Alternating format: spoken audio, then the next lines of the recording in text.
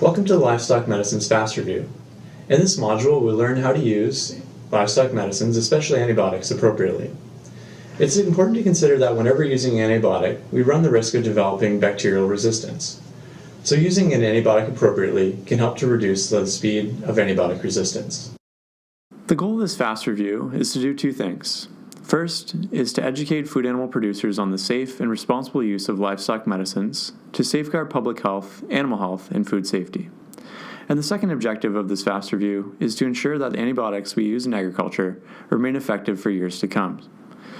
To do this, the original livestock medicines course, designed and conducted by animal health and food safety experts at the Ontario Ministry of Agriculture, Food and Rural Affairs, has been digitized, redesigned, and updated to provide an accessible resource for all livestock producers in Ontario.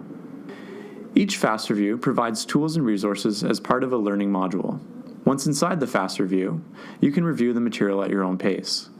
Follow along with us from page to page to learn the material as we've developed it, or choose your own adventure. Use the links on the side of each page to explore the content however you like.